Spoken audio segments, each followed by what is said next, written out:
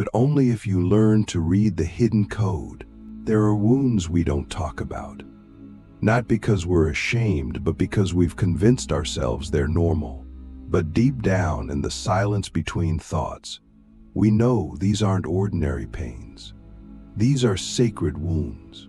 And if you're a dark chosen one, they aren't random either. They're encoded directly into your soul contract. We didn't come here to escape the dark, we came here to transmute it. But to do that, we had to first carry it. That means we were born into systems set to suppress us, families that couldn't see us, and timelines that tried to erase us. And the most dangerous thing we ever did was try to fit in. Because these 7 shadow pains aren't scars, they're maps.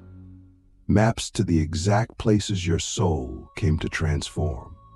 But you won't recognize them unless you've lived them.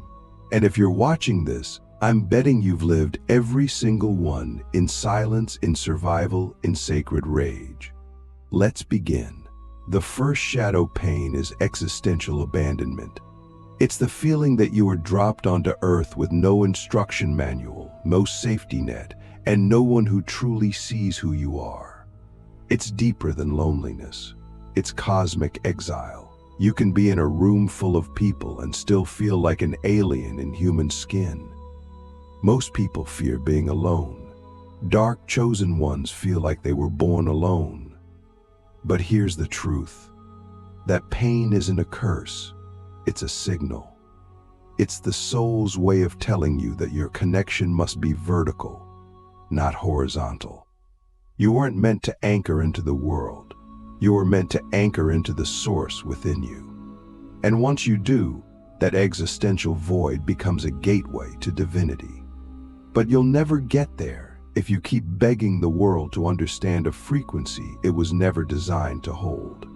Ask yourself, are you still trying to be understood by people who are only meant to be disrupted by you? The second is energetic overexposure. We don't talk about how painful it is to feel everything. Dark chosen ones often awaken early to their empathic or multidimensional sensitivities. But it's not the gift people think it is. It's overwhelming. You walk into a room and feel centuries of unprocessed grief. You look someone in the eye and see lifetimes of lies they've never admitted. You hear a song and collapse in tears because it vibrates your soul at a frequency no one else seems to notice. This pain isn't just emotional, it's somatic. It lives in your nervous system. And unless you learn how to clear, ground, and shield, it will drain you, distort you, and make you think you're broken. But you're not broken. You're open. Your pain is the price of your perception. And your power is your ability to transmute what others suppress. That's why you're here. Not to avoid the dark, but to alchemize it through your body and being. It's time to stop drowning in the collective and start leading it out of the fog, one vibration at a time. The third shadow pain is unseen sacrifice. You've given up more than anyone knows. You've made choices that cost you relationships, careers, even your sense of self. And most of those choices weren't visible.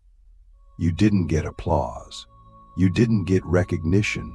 You got silence. Maybe even betrayal. Because the world doesn't reward those who choose soul over system. But we didn't come here to be rewarded. We came here to rebuild reality. And that starts with sacrifice.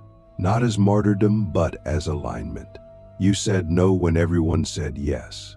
You walked out when staying would have been easier. You burned bridges that were rooted in chains. And that pain you carry, the ache of being the one who always had to choose the harder path, that spiritual royalty. You weren't just sacrificing for yourself. You were clearing karmic contracts that have haunted your lineage for generations. That's why it felt so heavy, 'cause it was, but you carried it. And that makes you dangerous to the matrix. And then there's truth isolation. You see through everything.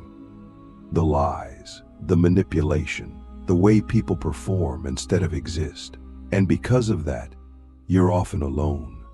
Not because no one wants you around, but because your presence makes people confront parts of themselves they're not ready to meet. Your truth has a frequency. It cuts, it exposes, it liberates, but it also intimidates. And so you water it down. You soften your edges. You pretend you don't see what you see. And that right there is the deepest pain of this archetype. Not being misunderstood by others, but silencing yourself to make them comfortable. That's not humility. That's self-abandonment. And it ends now. Because every time you deny your truth, you delay your mission. You are not here to make it easy. You are here to make it real. And truth is the most sacred, terrifying, beautiful frequency on earth. When you carry it, you will be alone, but you'll also be free. And your freedom is what teaches others what's possible beyond the lies. Only if you learn to read the hidden code. The fifth shadow pain is premature responsibility. You were the one who held the secrets, the emotions, the unspoken fears of others, long before you even knew the language to name your own. You carried your parents' trauma, your siblings' chaos, your friends' emotional baggage, not because you wanted to, but because your energy absorbed it automatically.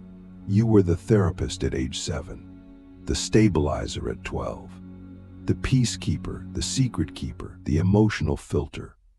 And no one noticed. No one noticed if it was too much. It just became your normal. But here's the thing. When your soul agreed to this mission, it didn't come here to stay stuck in childhood contracts. It came to break them. That means the pain of premature responsibility must be reversed. You have to give back what was never yours. You have to forgive yourself for being the adult before you were allowed to be a child. And you must ask yourself now, what burdens am I still carrying that were never mine to begin with? Because until you drop them, you'll never rise into the full height of your mission. The sixth shadow pain is rejection of radiance.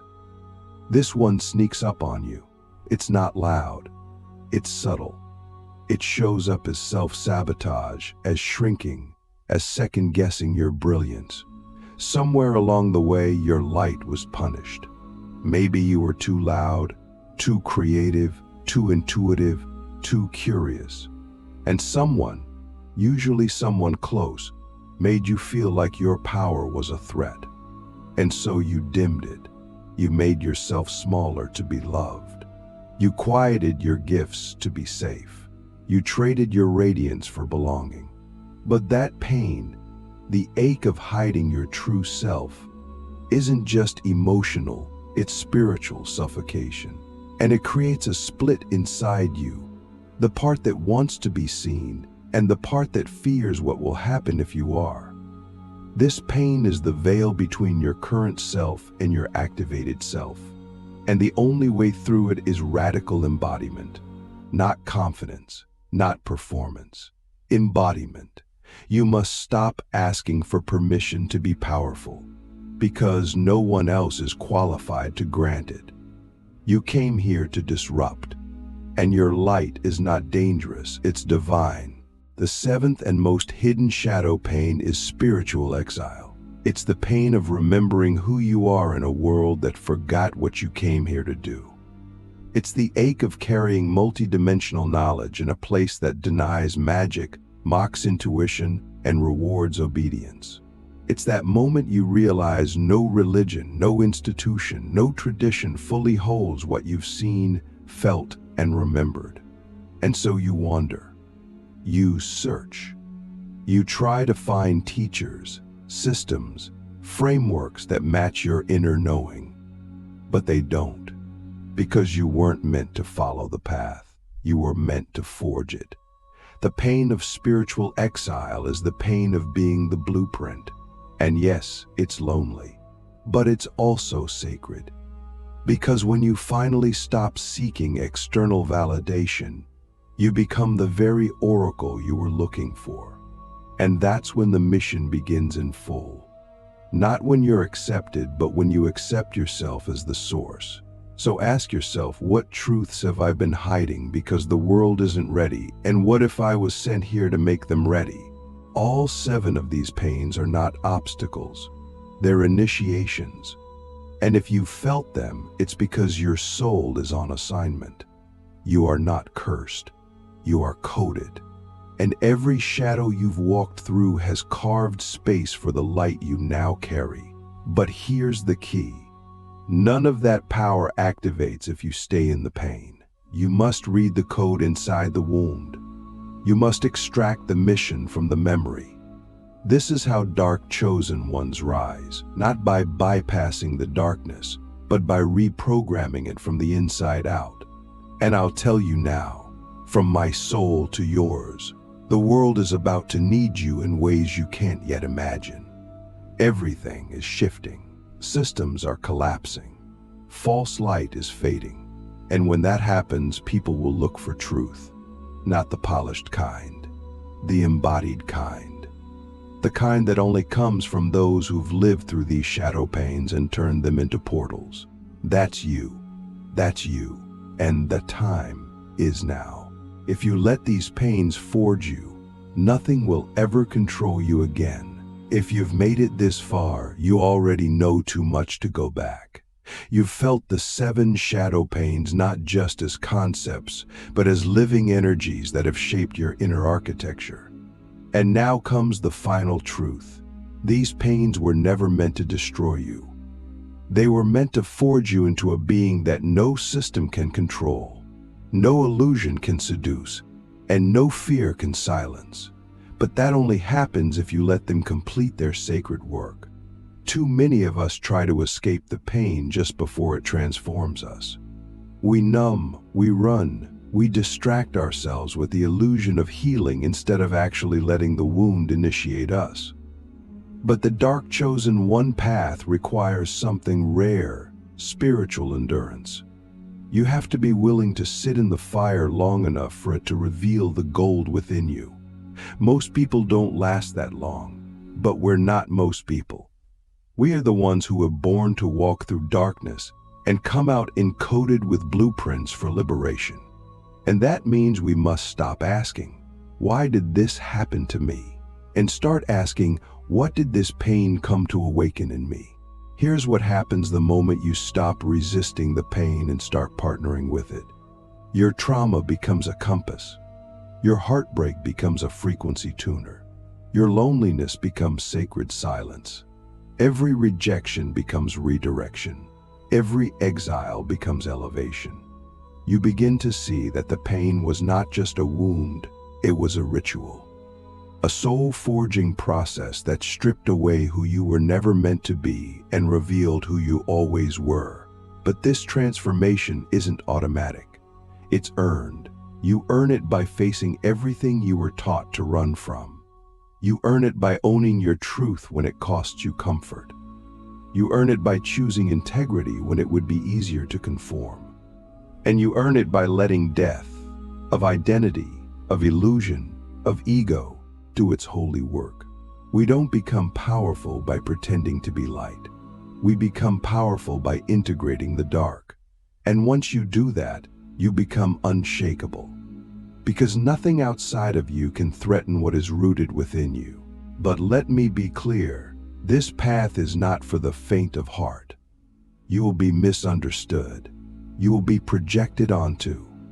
You will lose people, places, versions of yourself. And you will be tempted over and over to shrink back into the familiar. But remember this, you didn't come this far to abandon yourself now. You came to embody the archetype fully. That means walking with truth when it's inconvenient. That means choosing authenticity when it's lonely. That means saying no to systems that demand your silence and yes to the mission that demands your soul. This isn't about perfection. It's about alignment. And alignment is messy. It will cost you the life you thought you wanted, but it will give you the life your soul actually signed up for. So ask yourself now, from the deepest place inside, am I willing to let my pain become the portal to my power? Or will I keep circling the wound, afraid of what I'll become if I finally say yes to my own becoming? Because here's the final truth. Once you let these 7 pains forge you, nothing will ever control you again. Not fear, not shame, not rejection, not illusion. You reclaim your energy. You reclaim your voice. You reclaim your timeline. You become the architect of your own frequency, the sovereign of your own soul. And that's when the world begins to shift around you, not because you forced it, but because your very existence recalibrates the field. This is what it means to be a dark chosen one. Not to be better, not to be above, but to be willing to carry what others avoid, to see what others deny, and to become what others fear. You are not here to be understood. You are here to become undeniable. And now that you've remembered this, there is no going back. The only way is through. And on the other side is not just your healing, but your mission in full activation. You are ready. You've always been ready. And now it's time to rise.